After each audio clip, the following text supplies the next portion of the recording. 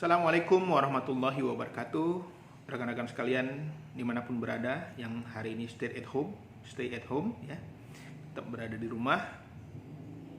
Tentunya di saat-saat COVID-19 ini, di saat kita berada di rumah, istri di rumah, anak-anak di rumah, kita menghadapi sebuah situasi krisis yang mungkin berat. Pastinya tentu saja ada kecemasan. Di situasi saat ini, cemas adalah normal. Artinya kalau ada orang di saat krisis seperti ini tidak cemas, itu perlu dipertanyakan juga. Tetapi yang tidak boleh adalah kecemasan yang berlebihan. Ini yang tentu membuat kita semua memiliki masalah gangguan fisik dan psikis. Ada namanya psikosomatis, itu di mana orang-orang akibat kegelisahan, akibat kecemasannya, membuat dia akhirnya mengalami gangguan fisik. Walaupun setelah dicek ke dokter ternyata nggak ada. Itu akibat tekanan itu. Demikian juga dengan stres dan lain-lain. Kalau ditanya pertanyaannya bagaimana mengurangi kecemasan? Yang pertama adalah yang harus kita lakukan membuat kita senantiasa menerima dengan ikhlas semua keadaan ini. Kecemasan tentu saja membuat kita menjadi gelisah, tidak bisa tidur, keringat dingin, sakit lambung, gangguan pencernaan. Untuk itu yang harus kita lakukan adalah membuat semua struktur tubuh kita untuk rileks. Dengan cara apa? Dengan cara ikhlas menerima keadaan ini semua. Hari ini ibu-ibu yang cemas karena suaminya tidak bekerja, ikhlaslah. Yakinlah bahwa Allah Subhanahu wa taala mengetahui setiap masalah kita dan memintalah kepada Dia. Cemas juga berhubungan dengan akidah sebenarnya. Semakin kita tidak meyakini Tuhan, bisa jadi tingkat kecemasan kita tinggi. Semakin kita akan takut tentang kematian, maka kecemasan kita semakin tinggi. Di saat COVID-19 ini, saya banyak menangani kasus-kasus klien, baik bagi tenaga medis, masyarakat yang konseling kepada kami. Ternyata yang mereka cemaskan adalah salah satunya adalah tentang takut tentang kematian. Siapa nanti yang mengurus suaminya, istrinya, siapa yang nanti mengurus anaknya. Masih memikirkan dunia juga sebenarnya. Tetapi yang harus kita lakukan adalah bahwa yang kita yakini dalam menghadapi kecemasan ini bahwa yang namanya kematian itu pasti. Tanggalnya sudah ditentukan oleh Allah Subhanahu wa taala, kapan, di mana, jam berapa. Adapun penyakit, jatuh, tabrakan, sakit adalah penyebabnya saja. Sesungguhnya kalau ada di antara kita yang hari ini meninggal dunia, itu memang sudah takdirnya. Untuk itu yang harus kita lakukan sebenarnya adalah mencari takdir yang terbaik. Berusaha menjaga kesehatan kita, berusaha menjaga diri kita, tetapi kita juga berserah diri kepada Allah Subhanahu wa taala. Kita taati semua aturan yang diterapkan para ulama, pemerintah ya. Dan ini membuat kita menjadi lebih tenang. Karena di saat-saat seperti ini yang kita lakukan adalah adanya panduan yang jelas dari para pemimpin. Termasuk kepala keluarga di rumah.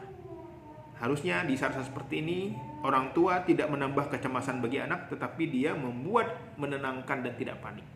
Kalau orang tua cemas, tentu saja membuat anak-anak cemas. Dan ketika anak-anak cemas, mereka terkadang tidak mampu mengelola fisiknya, akhirnya mereka jadi sakit. Dan akhirnya, apa yang terjadi kalau cemas?